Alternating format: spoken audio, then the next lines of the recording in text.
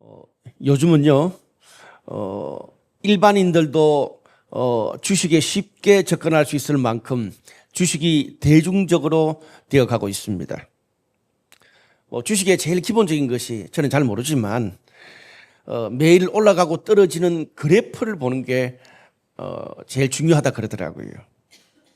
근데 그래프를 볼 때 그 중에도 주가가 제자리 걸음을 하거나 마이너스를 계속 지속하던 종목이 갑자기 어느 순간을 계기로 상승세로 바뀌는 결정적인 지점이 있습니다.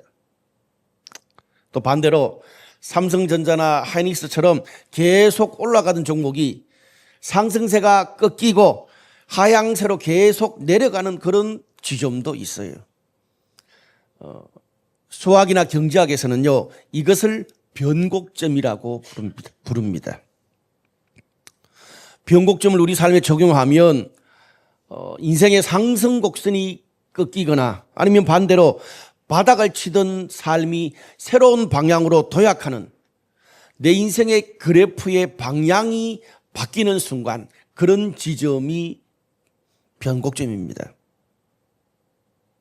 우리가 살다 보면 이 고비를 넘기면 내 삶의 새로운 커리어와 환경이 열릴 것 같은데, 아니면 이 선을 넘으면 다시는 원래의 관계, 원래의 커리어와 환경으로 돌아올 수 없을 것 같은데, 그렇게 느껴지는 순간들이 있잖아요. 내 삶의 변곡점이 일어나는 지점입니다. 본문은 야곱이 정들었던 집을 떠나서 어느 광야의 길가에 자면서 일어났던 이야기입니다. 야곱의 인생에서 보면 제일 처음 겪는 가장 외롭고 긴장되고 어려운 그런 순간입니다.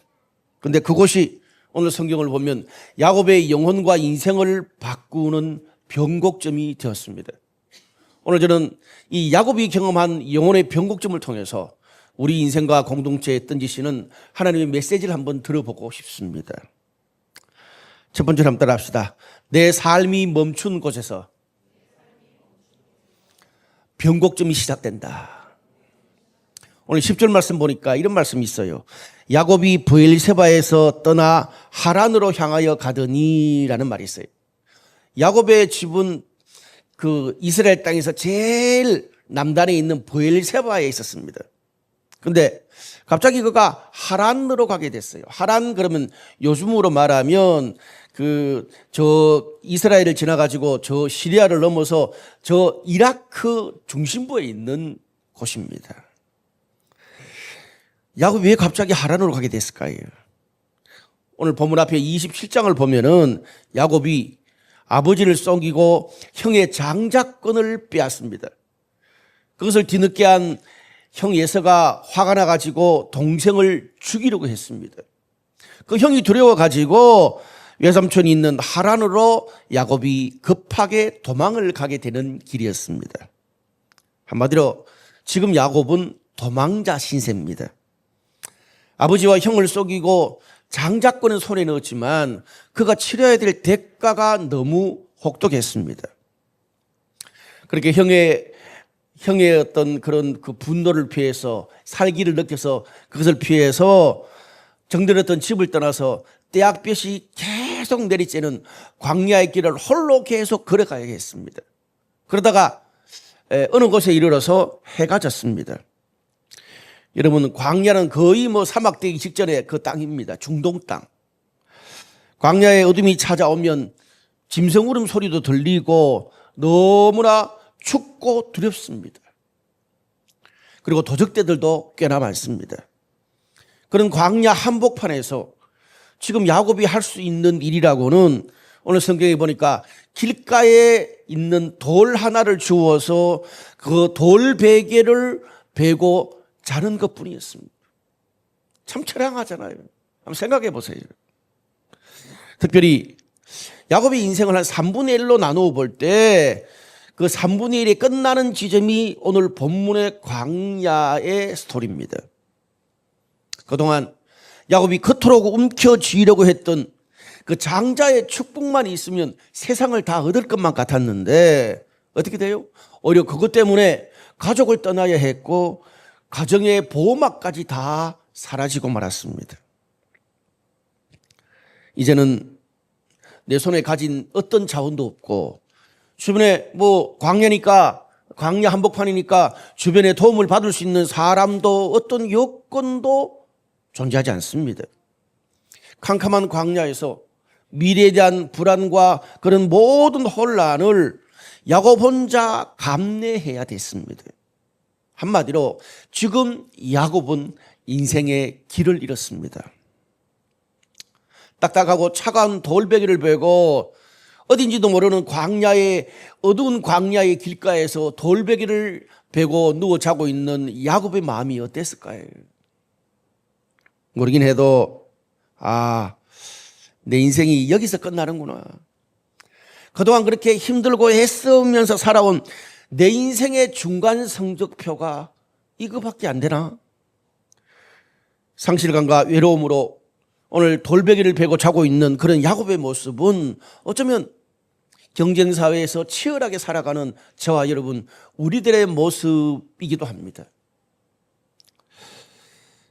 그동안 내가 추구했던 사람마다 내가 정말 인생에서 추구하고 살아오는 장자권이 우리에게도 있습니다.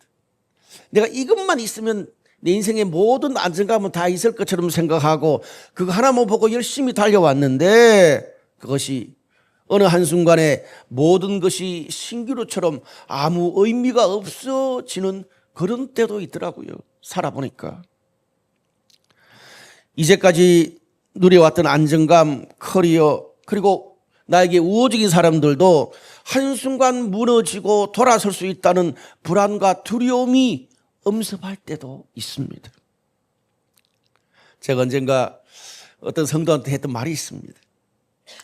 사람이 나이가 20대에서 30대, 40대, 50대로 갈수록 나이가 들수록 내 삶에서 어느 것 하나 포기하고 내려놓을 게 없어요. 여러분 안 그래요? 가정을 내려놓을 수 있어요. 자녀를 내려놓을 수 있어요. 커리어를 내려놓을 수 있어요. 그렇다고 신앙을 내려놔요. 건강을 내려놔요. 내려놓을 게 없어요. 내 몸이 아프고 천근만근이고 내 마음이 고갈된 상태지만 달리는 호랑이 등 위에 타고 있는 우리 삶에는 그 호랑이 등 위에서 내려올 수가 없는 것 같아요. 계속 달려야 돼요. 그걸 멈춰서는 순간 오늘 본문에 광야에서 돌베개를 베고 누운 야곱이 되는 겁니다. 요즘 경쟁이 치열한 현대 삶을 두고 보면 빡빡한 인생의 경쟁에서 나만 나고자가 되는 거죠. 흔히 사람들이 인생의 변곡점을 내가 대단한 결심을 하거나 내 능력이 막 만개하는 꽃이 피는 어떤 그런 순간이라고만 생각합니다.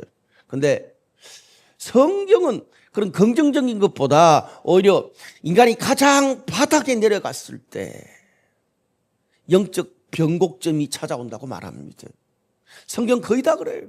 가장 인생의 바닥이고 가장 혼란을 겪을 때 하나님을 만나서 그들의 삶이 새로운 변곡점으로 접어드는 것이 너무나 많습니다. 내 모든 자원이 바닥난 자리, 이제는 내 계획과 내 능력이 아무 소용이 없고 내 주변에 그 누구도 도움을 줄 수 없는 그 순간 그 자리가 하나님이 우리 삶에 개입하는 변곡점이 되는 순간입니다. 오늘 11절에 흥미로운 표현이 하나 나옵니다. 거기 보니까 한 곳에 이르러는 해가 진지라 거기서 유숙하려고 그곳에 한 돌을 가져다가 베개로 삼고 거기 누워 자더니라고 되어 있습니다.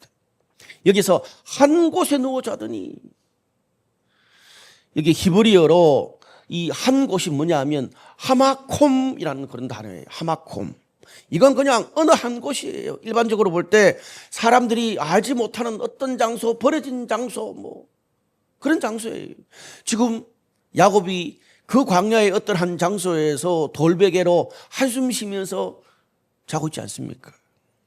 그런데 여러분 놀라운 거는 창세기를 읽다 보면 이 하마콤이라는 단어가 야곱의 가문 아브라함에게 하나님이 주신 그 약속이 이어지는데 영적으로 너무나 중요한 곳이 하마콤이에요.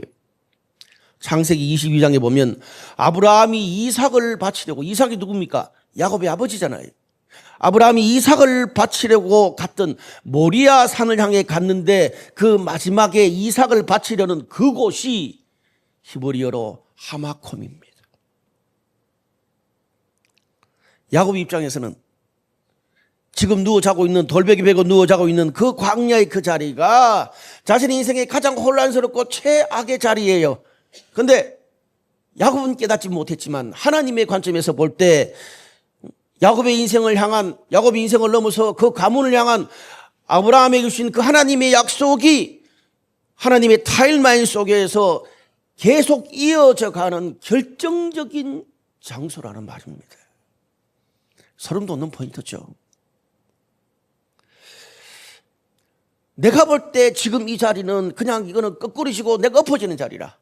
근데 하나님의 관점에서 볼 때 내가 나중에 하나님의 뜻을 깨닫고 돌아볼 때는 이 자리에서 하나님의 역사가 시작되고 우리 가문의 역사가 시작되고 우리 공동체의 역사가 시작되는 그런 자리라고 이야기하는 겁니다. 오늘 핵심이 이거예요. 여기, 이곳. 인생의 변곡점이란 내 삶의 진행 방향이 완전 바뀌는 순간입니다. 야곱이 지금까지 살아왔던 동력은 뭡니까? 자기 힘, 자기 깨, 자기 수단으로 인생을 드라이브 해왔던 사람입니다. 형의 발꿈치를 잡고 태어날 때부터도 그랬고, 형과의 경쟁에서, 그 말은 다른 사람과의 경쟁에서 어떤 수를 써서라도 판을 내 쪽으로 바꾸고 이겨내고야 마는 사람이었습니다.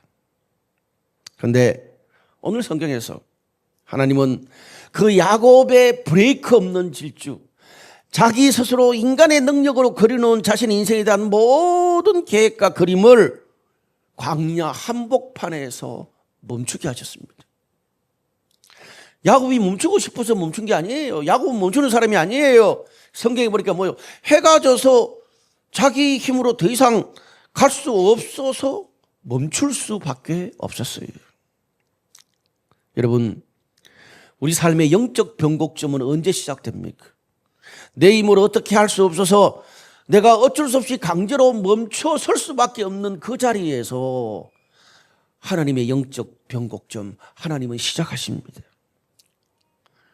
내 지혜가 바닥나고 내 네트워크들이 그동안 쌓아놓은 모든 네트워크들이 끊어지고 내 에너지가 고갈된 그 순간 인간이 스스로 할 수 없다고 생각하는 그런 바닥, 그런 최마지노선에서 그때 인간은 비로소 하나님을 찾기 시작합니다. 하나님, 나 어떡하면 좋죠? 어떡할지 모르겠어요. 나 좀 살려주세요. 나 좀 도와주세요. 거기는 어떤 플랜도 없어요. 그냥 살려주세요. 그런 기도밖에 나오지 않습니다. 그러면 그때 주님이 말씀해요. 사랑하는 아들아, 딸아, 내가 이 날을 얼마나 기다렸는 줄 아느냐. 네가 너의 모든 계획, 너의 모든 힘을 다 빼고 나한테 손들고 올 날을 얼마나 기다린 줄 아느냐. 걱정하지 마자. 걱정하지 마라. 이제부터 내가 준비한 길로 함께 가자고 말씀하십니다. 무슨 말이에요? 하나님의 타임라인이 비로소 작동하는 겁니다. 여러분 기억하십시오. 우리 성도들의 삶에는요, 내가 기획한 모든 무대의 조명이 다 꺼질 때에만 비로소 하나님의 조명이 커집니다. 그 자리가 바로 우리 삶의 영적 변곡점입니다. 두 번째로 한번 더 따라합시다. 내 삶의 변곡점에서 하나님이 먼저 찾아오신다. 야곱이 쓰러져서 절망 가운데 잠을 자고 있습니다. 할 수 있는 게 아무것도 없어요. 꿈꿀 수 있는 게 아무것도 없어요. 그런데 잠을 자고 있는 야곱에게 놀라운 광경이 벌어집니다. 꿈에 보니까 땅에서부터 하늘까지 맞닿은 거대한 사다리가 보이고 그 위에서 하나님의 천사들이 그 사다리를 오르락 내리락 하는 것을 보게 됐습니다. 그리고 사다리 꼭대기에서 야곱을 향해서, 아니 우리를 향해서 하나님의 음성이 들립니다. 그런데 여러분, 여기서 우리가 그냥 쉽게 보고 지나치는데 우리가 주목할 포인트가 있습니다. 저는 이게 이번에 설교를 준비하면서 보였어요. 여러분, 야곱이 하나님의 환상, 하늘의 사닥다리를 보여주십시오 라고 간절히 기도했습니까? 기도했다는 말이 없어요. 하나님, 제가 잘못했습니다. 이제 하나님, 나만 아는 그런 이기적인 삶을 살지 않고 주님 뜻대로 살겠습니다. 회개했습니까? 회개도 안 했어요. 그냥 쓰러져서 지쳐서 잠자고 있을 뿐입니다. 한숨만 쉬고 자고 있을 뿐이에요. 한마디로 야곱은 하나님을 만날 준비가 전혀 안 됐어요. 내 삶의 문제에 너무 지쳐가지고 쓰러졌을 뿐이지 그 문제를 가지고 하나님께 나아갈 힘조차 없었어요. 그냥 야곱은 아버지와 형을 속인 죄로 도망치는 것뿐이었습니다. 무슨 말입니까? 냉철하게 볼 때 지금 야곱이 처한 모든 환경과 결과는 뭐예요? 자기가 뿌린 씨앗을 거두는 거예요. 거기서 뭐 누구 탓, 환경 탓할 게 전혀 없어요. 전적으로 야곱 자신이 잘못하고 자기가 부족해서 일어난 일이라고요. 그러니까 다른 사람들도 꼬방치다 할 수밖에 없어요. 근데 놀랍게도 어떤 기도도 어떤 회개도 어떤 변화의 기미도 없는 못난 야곱에게 하나님이 먼저 찾아오셨습니다. 그리고 이렇게 말씀하십니다. 15절에 내가 너와 함께 있어 네가 어디로 가든지 너를 지키며 너를 이끌어 이 땅으로 돌아오게 할지라. 내가 네게 허락한 것을 다 이루기까지 너를 떠나지 아니하리라. 내가 네게 허락한 것을 다 이루기까지 너를 떠나지 아니하리라. 하나님을 간절히 붙든 사람, 기도한 사람, 회개한 사람도 아닌데 지쳐서 쓰러져서 자고 있는 하나님의 자녀에게 하나님이 먼저 손 내미신 거예요. 사랑하는 여러분, 이게 기독교 신앙의 본질입니다. 다른 종교는요, 인간이 자기 업적을 쌓고 자기 능력과 수행을 쌓아서 하늘로 가는 사닥다리를 계속 위로 올려서 올라가는 것이 다른 종교입니다. 그런데 우리가 믿는 하나님, 우리가 믿는 복음은 다릅니다. 죄 많고 부족하고 내가 못나서 내 삶에 똥 싸질러 놓은 모든 것을 하나님이 친히 하늘에서 사닥다리를 땅으로 내리셔서 먼저 찾아오셔가지고 내 삶에 내가 싼 모든 똥을 다 치워주시고 아무 말도 없이 그것도 모자라서 그런 나를 당신의 자녀로 삼으시고 하늘나라의 잔치에 초대하시는 것입니다. 이것이 은혜입니다. 저는 오늘 돌베개를 베고 자고 있는 야곱이 본 환상이 바로 하나님이 은혜로 먼저 손 내미는 복음의 손길을 보게 됩니다. 흔히 우리는 내가 자격이 있고 온전할 때 하나님을 만나고 하나님이 찾아오실 거라고 생각합니다. 그런데 우리가 성경에서 만나는 하나님은 그렇지 않습니다. 오늘 본문에 야곱이 사기꾼 같을 때 가장 초라하고 지금 도망치고 있을 때 주변 사람들에게 자신이 왜 이 지경이 되었는지 누구에게도 말도 못할 그런 지경일 때 하나님이 먼저 손 내미시고 인생의 가장 극적으로 야곱에게, 사기꾼 야곱에게 찾아오셨습니다. 훗날 요한복음 1장에서 예수님은 이 베델의 사다리가 인자 예수님 자신이라고 말합니다. 예수님, 하늘과 땅을 연결할 수 있는 유일한 중보자, 죄인된 나와 거룩한 하나님을 유일하게 엮을 수 있는 그 유일한 통로가 예수님입니다. 그냥 그 예수님을 믿고 예수님 안에 있기만 하면 내가 준비되지 않아도, 내가 기도하지 않아도, 내가 회개하지 못하고 쓰러져만 있어도 하나님의 자녀라는 그거 하나 때문에 주님은 먼저 찾아오시고 먼저 손 내미시고 하늘의 사닥다리를 우리에게 내리십니다. 그래서 우리에게는 예수님이 전부입니다. 그렇게 환상을 보고 잠에서 깬 야곱이 놀라면서 고백을 합니다. 16절에 여호와께서 과연 여기 계시거늘 내가 알지 못하였도다. 오늘 본문의 포인트가 여기, 하마콤 여기. 그동안 야곱은 자신의 가족들이 예배드리는 제단에만 하나님이 있다고 생각을 했을 거예요. 그런데 이렇게 그 누구도 자신을 바라보지 않고 그 누구도 자신 곁에 없는 내 삶에 죽고 버려진 이 광야 한복판에도 하늘의 사닥다리가 나에게 왔다 갔다 하고 하늘의 음성이 들리고 하나님이 계신 것을 너무나 확실하게 느끼게 됐습니다. 이 깨달음이 야곱의 인생 그래프를 완전히 바꾸는 영적인 변곡점이 됐습니다. 그렇습니다, 여러분. 야곱뿐 아니라 하나님은 지금도 저와 여러분, 우리 가운데, 여러분의 가정에, 여러분의 인생에, 우리 신앙 공동체에 함께 계십니다. 말도 안 되는 갈등과 사람들 사이에서 고민하는 그 직장의 사무실에도 주님이 계시고요. 애써봐도 해결책이 보이지 않는 모든 게 엮여있는 가장 사랑하는 가족과 공동체에도 하나님은 지금 하늘로 이어지는 사다리를 놓고 뚝딱뚝딱 일하고 계십니다. 야곱이 말했던 것처럼 단지 내 눈에, 우리 눈에 보이지 않을 뿐이에요.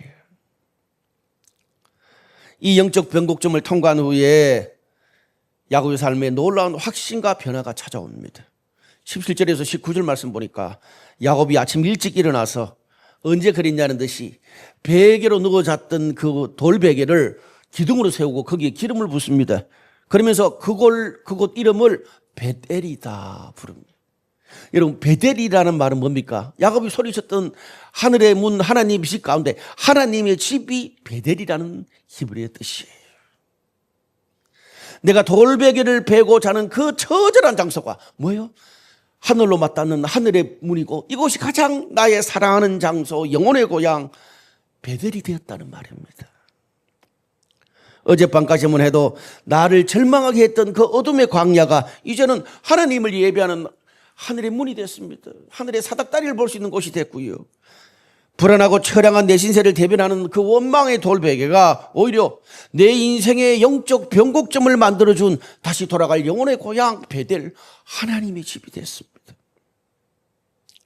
오늘 하나님이 약속하는 가운데 이 베델로 네가 나중에 떠났지만 나중에 돌아갈 거다라고, 아브라함의 약속이 계속 이곳을 통해서 영적으로 이어질 거라고, 네가 경험한 이 영적 변곡점, 이 베델을 통해서 계속 이어질 거라고 말씀해요. 다시 돌아갈 거라고. 예언처럼 나중에 야곱이 노년에 가정에 큰 어려움을 겪습니다. 다른 이민족 그 추장의 아들에게 딸이 강간을 당하고 그것 때문에 자기 아들들이 가가지고 그 막 이방 족속들을 막 다 죽여버리는 정말 말도 안 되는 그런 살인이 자행됩니다. 그 일을 겪고 야곱이 충격에 빠지고 혼란에 빠졌을 때, 그때 야곱이 가족들과 함께 자기 삶의 영적 변곡점이 되었던 영혼의 고향 베델로 다시 돌아옵니다. 창세기 35장 3절에 가족들에게 이렇게 말해요. 다 서로 갈등하고 고통받고 혼란에 빠졌을 때 우리가 일어나 베델로 올라가자. 내 환난 날에 내게 응답하시며 내가 가는 길에서 나와 함께 하신 하나님께 내가 거기서 제단을 쌓으려 하노라. 다시요. 창세기 35장 3절, 우리가 일어나 베델로 올라가자. 내 환난 날에 내게 응답하시며 내가 가는 길에서 나와 함께 하신 하나님께 내가 거기서 제단을 쌓으려 하노라. 여러분, 그래서 성도의 삶에서 영혼의 변곡점은 너무나 중요합니다. 오늘 야곱처럼 여러분, 내 삶에도 앞으로 예측할 수 없는 폭풍이 찾아오고 혼란이 찾아오고 어려움이 찾아올 때가 있습니다. 그럴 때 언제나 다시 나의 가정을, 나의 직장과 비즈니스를, 우리 공동체를 다시 하나님께 첫 마음으로 돌이킬 수 있게 만드는, 돌아갈 수 있게 만드는 그 하나님의 집, 영혼의 고향이 바로 베델, 하나님의 집, 영적 변곡점을 경험하는 순간입니다. 평생 나에게 간증이 되는 거예요. 다시 돌아올 수 있는 하나님께, 다시 하나님께로 돌아갈 수 있는 바로미터가 되는 거예요. 말씀의 결론을 맺을게요. 오늘 본문 20절에서 22절까지 말씀을 보면 야곱이 하나님 앞에서 서원 3가지를 합니다. 그런데 그냥 이 서원을 보면 안 돼요. 이거 딜하는 게 아니에요. 자세히 보면 여러분, 야곱이 이 서원이 포인트가 아니고 언제 서원했냐가 포인트입니다. 야곱이 모든 게 풍족할 때 서원했습니까? 아니에요. 지금 내 손에 아무것도 없고 여전히 미래가 불투명한 상황에서 하나님께 서원합니다. 여전히 아침 일찍 일어나 다시 피곤하고 지친 몸으로 출근해야 되고, 여전히 배가 고프고, 여전히 나의 미래를 어떻게 해야 될지 모르는 그 상황에서, 아니 울어도 시원찮을 판국에 하나님 앞에 서원을 때려버려요. 세 가지. 하나님이 평생 나의 하나님이 되실 겁니다. 내가 이 돌베개를 세운 이 돌기둥이 하나님의 집이 될 겁니다. 여기가 하나님이 주신 모든 것에서 앞으로 평생 10분의 1을 11조를 반드시 드리겠습니다. 이 세 가지를 서원합니다. 무슨 말입니까? 이제부터 내 지갑의 주인, 내 시간의 주인, 내 관계와 내 인생의 주인은 내가 아니라 하나님이 될 겁니다. 아무것도 없는 그런 걸레 같은 신세에서 믿음의 선포를 합니다. 그런데 중요한 것은 하나님이 야곱한테 11조를 내라, 서원을 해라, 네 평생 하나님이 되도록 네가 그렇게 해라. 하나님이 강요한 게 한 번도 없습니다. 어디에도 나타나지 않습니다. 뭐예요? 하나님 앞에서 압도적인 은혜를 경험한 사람이 자기 스스로 기뻐서 나오는 삶의 고백이고, 자발적으로 내가 내 우선순위를 조정하겠습니다, 그렇게 말한 거예요. 이 경험을 하고부터 야곱은 그동안 내 손에 움켜쥐고 얻기만 원하는 그런 인생에서 하나님을 신뢰하고 하나님을 섬기고 내가 가진 것으로 하나님께 드리고 사람들을 섬기고 공동체를 섬기는 그런 삶으로 자신의 인생의 방향이 180도 틀어집니다. 내 삶의 영적 변곡점을 경험한 거죠.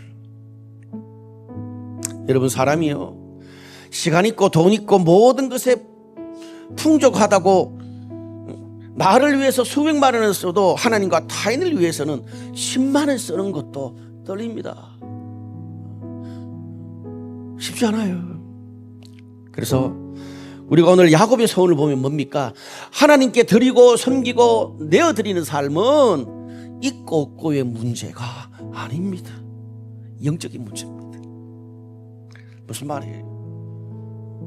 야곱이 그 광야의 길바닥에 돌베개를 베고 자면서 내 손에 아무것도 없고 미래가 불투명해도 하나님의 감동, 하나님의 은혜가 있으니까 내가 움켜쥐고 있던 것을 하나님과 다른 사람을 위해서 기꺼이 평생을 드리겠다고 서원하잖아요. 여러분, 5,000명을 먹이신 예수님께서 어떤 방법으로 기적을 이루셨습니까? 여러분, 당시에 이스라엘 땅에 돈과 고기와 집을 쌓아놓고 사는 사람들이 없었겠어요? 저는 꽤나 많았을 겁니다. 예수님 주변에도. 그런데 예수님이 누구를 사용하셨어요?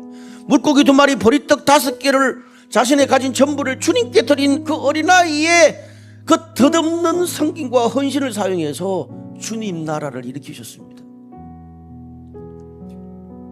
근데 그게 되려면 먼저 전제되고 먼저 경험하고 먼저 넘어가야 될 영적 변곡점이 있습니다. 그게 뭔 줄 아세요? 구약 성경에 보면 이스라엘 백성들이 40년 동안 광야를 떠돌면서 매일 하나님이 주시는 만나와 메추라기 먹고 살았습니다. 나도 조금 더 맛있는 것 좀 주셨으면 좋겠는데 딱 그 아슬아슬하게 안 굶어 죽을 정도만 계속 주셨어요. 그렇게 매일 하나님이 주시는 만나로 40년 살았어요. 엘리야는 어떻고요? 7년 동안 그리 시냇가에서 내가 할 수 있는 게 아무것도 없고 하나님이 보내주신 까마귀가 물어다 주는 것으로 매일 하루하루를 연명해야 했습니다. 오늘 본문 야곱 또한 마찬가지입니다. 자기 삶에서 가장 혹독한 광야, 내 인생의 모든 자원이 끊어지고 돌베개를 베고 누워서 벌써 하늘밖에 열리지 않은 그곳에서 매일매일 하나님이 주시는 양식, 하나님이 주시는 위로, 하나님이 주시는 확신으로 결국은 내 모든 삶의 주인이 하나님이라는 것을 철저히 배우면서 하나님은 야곱의 인생을 준비시키셨습니다. 저는 이렇게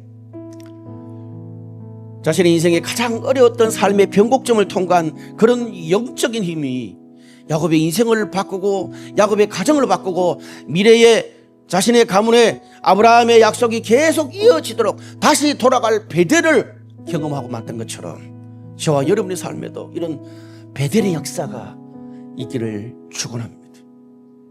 우리 삶에서 하나님의 베델로 역사하시면 우리의 약점, 우리의 가장 바닥인 삶은 우리의 영적 변곡점, 우리의 최고의 강점이 될 것입니다.